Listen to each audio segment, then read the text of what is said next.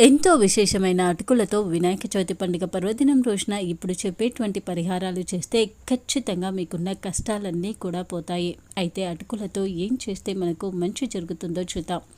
అటుకులు శాస్త్రాల ప్రకారం ఎంతో పవిత్రమైనవి. ముఖ్యంగా శ్రీకృష్ణుడు, వినాయకుడు ఇంకా లక్ష్మీ అమ్మవారి పూజలలో నైవేద్యంగా అటుకులను పెడతారు. అటుకులతో చేసే పరిహారాలు కూడా ఎంతో శక్తివంతమైనవి. నిజానికి అటుకులకు అలాగే పురాణాలలో మన దేవుళ్ళకి విడదీయరాని సంబంధం ఉంది. అటుకులు శ్రీకృష్ణునికి ఎంతో ప్రీతి కాగా వినాయకునికి బెల్లంతో చేసిన అటుకులుకి మించినటువంటి ప్రసాదం ఇంకొకటి ఉండదు. వినాయకునికి అంత ప్రీతికరమైంది. అలాగే లక్ష్మీ అమ్మవారికి కూడా అటుకులు అంటే ఎంతో ప్రీతి. అటుకుల పాయసం అనేది లక్ష్మీ అమ్మవారికి ఎంతో ఇష్టం. అలాగే అటుకులతో మన హిందూ సాంప్రదాయంలో ఎంతో విడదీయరాని అనుబంధం ఉంది. అంతటి శక్తివంతమైనటువంటి అటుకులతో చేసేటువంటి పరిహారాలు మన కష్టాలను దూరం చేస్తాయి. ముఖ్యంగా ఆర్థికంగా కష్టాల్లో ఉన్నవారు, ఆర్థిక సమస్యలను ఎదుర్కొంటున్నవారు శుక్రవారం రోజున ఉదయం అటుకులు, బెల్లం ఇంకా పాలు కలిపి మహాలక్ష్మి అమ్మవారికి నైవేద్యంగా పెట్టవచ్చు. అలాగే పూజ అనంతరం వాటిని ఇంట్లోని సభ్యులందరికీ కూడా కొద్ది కొద్దిగా ప్రసాదంగా పెట్టాలి. ఈ విధంగా చేస్తే ఆ ఇంటికి ధనలాభం, ఐశ్వర్యం కలుగుతుంది. ఆ పూజ చేసిన వ్యక్తికి ఎప్పుడూ కూడా ఆర్థికంగా కష్టాలు అనేవే రావు. అలాగే వినాయకునికి నైవేద్యంగా అటుకులు, బెల్లానికి మించినటువంటి ప్రసాదం మరొకటి లేదు. ఎన్ని నైవేద్యాల్లో ఉన్న వినాయకునికి అటుకులు, బెల్లం అంటేనే ఎంతో ప్రీతి. అందుకే వినాయక చవితి పండుగ పర్వదినం రోజున అలాగే వినాయకుని పూజ ఎప్పుడు చేసినా సరే వినాయకునికి నైవేద్యంగా అటుకులు, బెల్లం పెట్టడం చాలా మంచిది. అలాగే కుటుంబంలో శాంతి, ఎప్పుడు సుఖ సంతోషాలు ఉండాలి, ఇంట్లో ఎలాంటి గొడవలు ఉండకూడదు అంటే శనివారం లేదా మంగళవారం రోజున అటుకులను తీసుకొని చీమలకు ఆహారంగా వేయాలి. ఈ విధంగా చేస్తే ఇంట్లో కలహాలు, గొడవలు తగ్గుతాయి.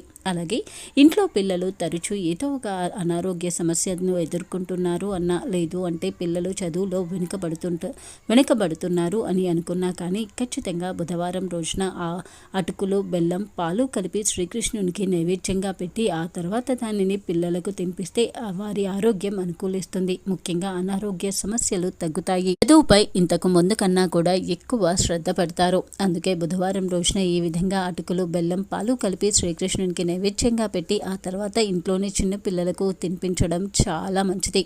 అలాగే ఎన్ని పనులు చేస్తూ ఉన్నా సరే అడ్డంకులు ఎదురవుతున్నాయి అంటే, ఎంత కష్టపడ్డా కానీ పనులు పూర్తి కావట్లేదు అంటే వినాయక చవితి పండుగ పర్వదినం రోజున లేదా అంతటి విశేషమైనటువంటి సంకటహరి చతుర్థి రోజున వినాయకునికి అటుకులను నైవేద్యంగా పెట్టండి. అటుకులు, బెల్లాన్ని నైవేద్యంగా పెట్టిన వారి ఇంట్లో ఎలాంటి కష్టాలు ఉండవు. వారు చేసేటువంటి పనులలో ఎలాంటి అడ్డంకులు ఉండవు. అన్ని విఘ్నాలను కూడా ఆ వినాయకుడు తొలగిస్తాడు. అందుకే వినాయక చవితి పండుగ పర్వదినం లేదా సంకటహరి చతుర్థి రోజున వినాయకునికి అటుకులు, బెల్లాన్ని నైవేద్యంగా పెట్టి ఆ తర్వాత దానిని ప్రసాదంగా అందరికీ పంచిపెట్టండి.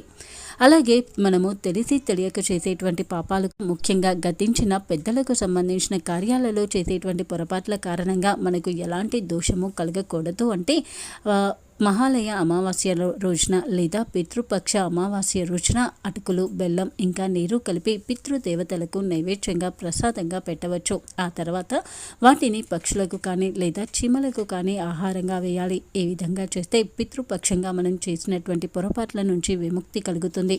ముఖ్యంగా పెద్దల విషయంలో, పెద్దల కార్యాలలో చేసేటువంటి పొరపాట్ల ప్రభావం అనేది ఇంట్లోని చిన్న పిల్లలపై ఉంటుంది. పిల్లలు తరచూ ఏడవడం, అనారోగ్య బారిన పడుతున్నారు అంటే అది పితృదోషం వల్లనే అవుతుంది. అందుకే అమావాస్య తిథి ఉన్నటువంటి రోజున అటుకులు, బెల్లం ఇంకా నీరు కలిపి పితృదేవతలకు నైవేద్యంగా పెట్టి ఆ తర్వాత దాన్ని చీమలకు కానీ పక్షులకు కానీ ఆహారంగా వేయండి. ఇలా ఇంట్లో ఎప్పుడూ కూడా సుఖ సంతోషాలు ఉండాలి అంటే కేవలం 10 రూపాయలతోనే అటుకులు తెచ్చి ఈ విధమైనటువంటి పరిహారాలలో ఏ ఒక్కటి చేసినా సరే ఇంట్లో ఎప్పుడూ సుఖ సంతోషాలు ఉంటాయి. అలాగే ఇలాంటి పరిహారాలు చేసే ముందుగా స్నానం చేసి శుభ్రమైనటువంటి బట్టలు ధరించిన తర్వాతే ఇలాంటి పరిహారాలు అనేవి చేయాలి. ముఖ్యంగా అటుకులతో చేసేటువంటి పరిహారాలు ఎంతో శక్తివంతమైనవి. గౌరీదేవి, లక్ష్మీదేవి, గణపతుడు అలాగే శ్రీకృష్ణుడికి సంబంధించి అటుకులు అంటే ఎంతో ప్రీతి. అందుకే మన పూజలలో, పురాణాలలో కూడా అటుకులకు ఎంతో ప్రాముఖ్యత ఉంది. ఇంతకుముందు చెప్పినటువంటి పరిహారాలలో ఏ ఒక్కటి చేసినా సరే మన కష్టాలన్నీ కూడా తొలగిపోతాయి.